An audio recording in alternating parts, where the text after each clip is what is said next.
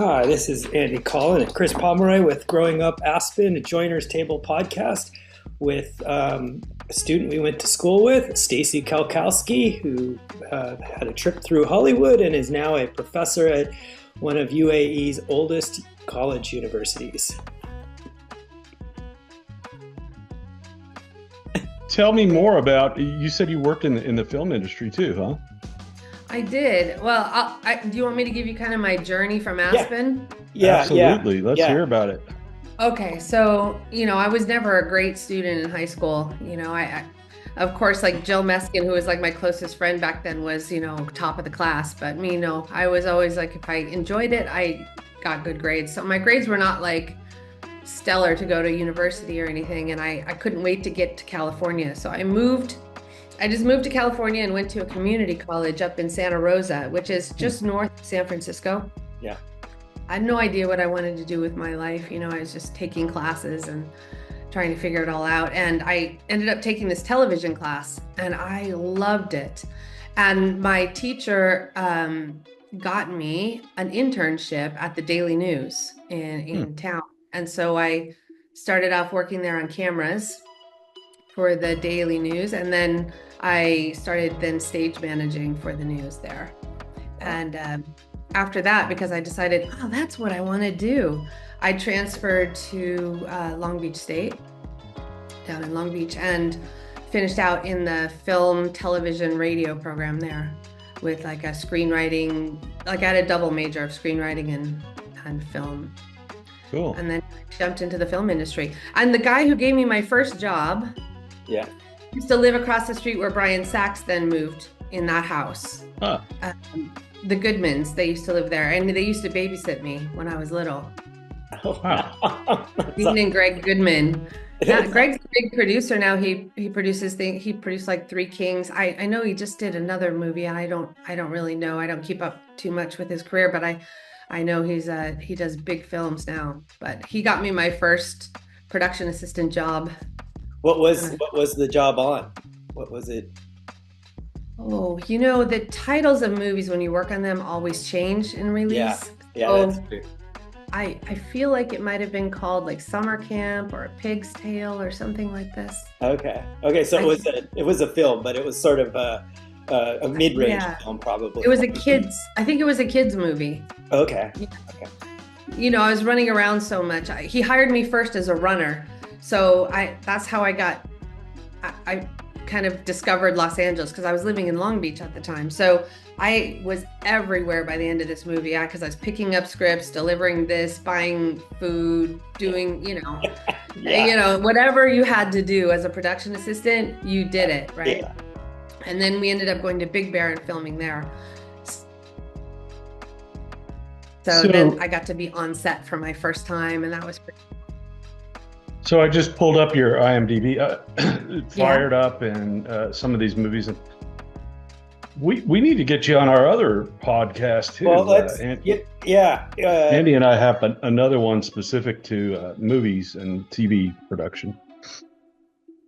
Yeah, where we talk about the very industry, cool. Where we actually talk about the for 11 years. We talk about film and sort of tie it into the things that we've done in our journeys and all that stuff.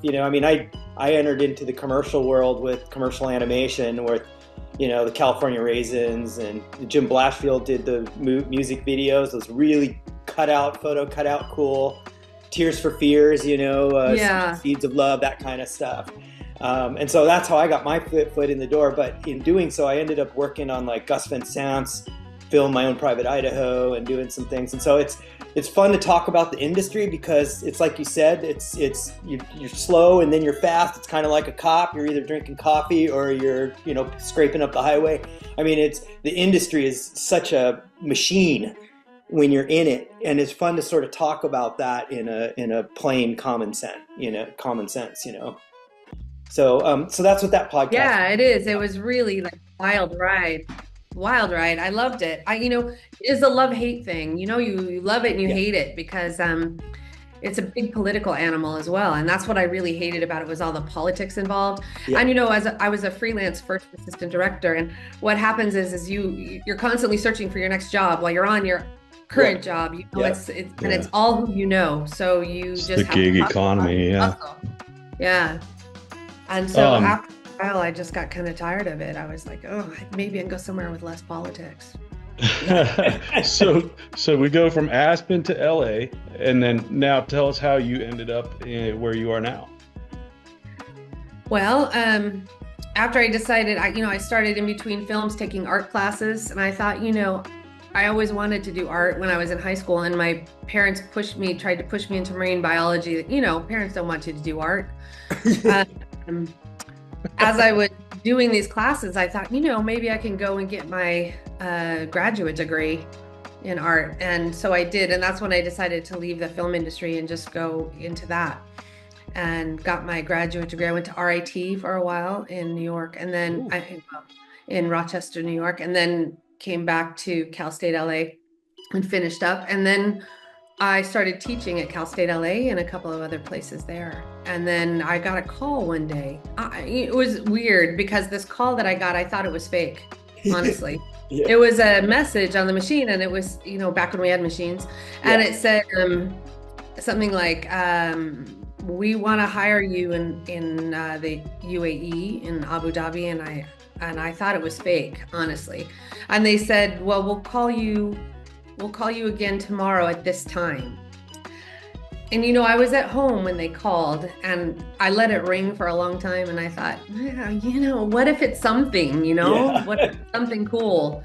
Because I always love adventure, and I was like, all right, I pick up the phone, and sure enough, they were like headhunters looking for somebody to come out and teach media in Abu Dhabi. And it was a 2-year contract. And I said, what the hell? Why not? Why not? And it was kind of a lateral move, but it was fun. Huh? Well, and that 2-year contract turned into quite a long time because you've been there for a while now. Yeah. Well, the first place I worked at was this girls' school, and it was horrifying for me. I didn't enjoy teaching. It was it was high school.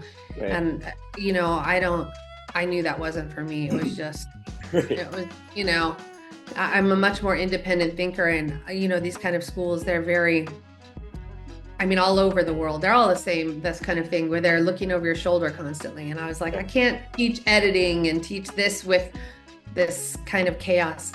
So I left, I gave my notice, and just before I was about to move home, I got a call from the university here, and I came in and interviewed with them, and they hired me at the university, which actually I've been there for 10 years now, and I really love it. Wow. Yeah. That's great. Yeah, it looks like you're having fun. I see all the student stuff you keep showing, posting up. Yeah. It looks really, because it's diverse, like you say, multimedia. It sounds like your experience is all over the place, and it feels like that. The gaming kind of fits with all that, but it's interesting, Yeah. That's a relatively new path for me, actually, because, I was teaching studio art before, painting, drawing, sculpture, photography. And I spent like 5 years, it was a minor when I first started there. And I spent like 5 years trying to create a major for this university, because, where I lived, originally, this country before, art was considered like a hobby for, for old ladies, or like finger painting for kids. It wasn't really like considered like an art, like an actual career kind of thing. So it just happened that when I created this program, I created it with a game design track on it. And at that exact moment, like a perfect storm, the government dumped like, $60 million into the creative industries. Wow. Here, and they started a thing called Abu Dhabi Gaming, and they hired Unity to come out here and kind of train people up, and it was perfect. So I thought, why, instead of hiring a game designer, why don't I go train to be a game designer in the meantime? And I fell in love with it. I love it so much. It's because it's so much like film. Well, it pulls from everything. It really ties all of it. It's story, it's visual, it's sound, it's all that stuff comes together. Yeah, everything. I don't do any of the coding, I do strictly the art side of things, like animation, aligning cameras, building worlds, doing levels. And that's what I'm teaching my students now, and they're doing great. And is it's that through like Unreal, or are you using something else? Unity. So here's a question about teaching that's cool, because I feel like, a lot of the schools will just teach kids specific things and here, learn this and know this and that's it. I feel like the basics is really important to foundation to start so that you can go in.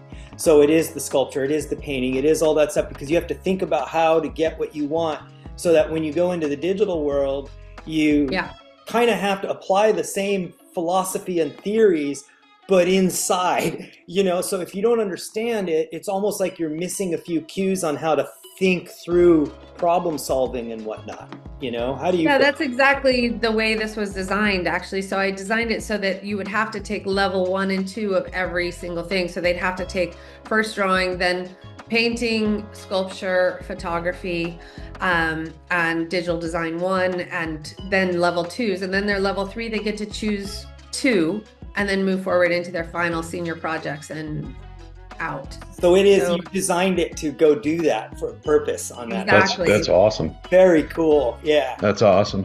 How did you? So much these days, and I see it a lot with the kids that are my kids' age, where they learn how to draw and they do all this stuff, and some of them are doing incredible works, but they've never even done a figure drawing class. They've learned it all from like anime templates and things like that, and they go in and they do it, and it's like, how the hell did you learn that? But no, I mean, I think that's so important. Going through art school myself, it was I sat there in the first year, and most of the people in that class couldn't draw at all, and by the time I graduated, that was pretty much all I was doing, and it's so important for the arts, even like with AI and things like that, especially with AI nowadays, because of the uncanny valley. You can spot it when something's off, and it's that comes from those root classes like you're talking about. Yeah, it was kind of, we actually, because of this culture, we would never have a figure drawing class here. Oh, really? So there is a huge difference in some ways between like the US art schools and here, but not a ton. But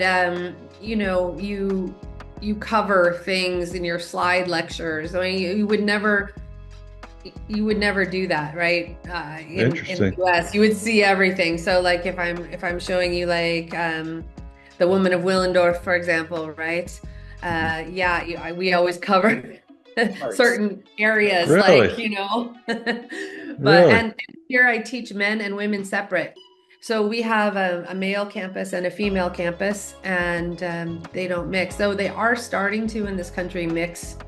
So quite a few universities have already completed mixing, but I'm working at the oldest university in the UAE, and they're still very traditional in the way that they're looking at education for their kids. But I think it's going to change. Some of the colleges are already integrating, like the IT and medical college on my campus, and I think the agricultural college. They all started merging male and female classes, but most of it is still separate. That's interesting. We have 2 identical campuses, and they're connected through like a library and the IT building. You can cross over to either campus. Wow. That's cool. But you have to, are you only teaching females, or I think you have male students too? No, right? I teach both. Yeah, I teach both. Yeah. Wow. Yeah. The guys are quite fun, actually. They're at this age. I don't think they were fun when they're younger, it's like, but they're much more dedicated now, but not nearly like the women. And actually we have like the percentage of students is like 2/3 female, maybe like a third male or less for students. That's interesting. Yeah.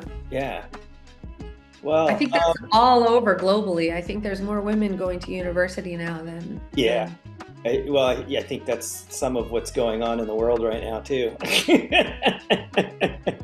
Educated tend to decide and think differently than those that don't understand, and it's sad to see. But it seems like it's a natural thing that's starting to happen.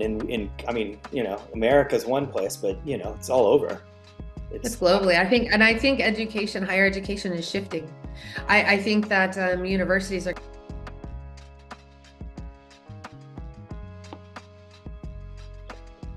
Thanks for listening.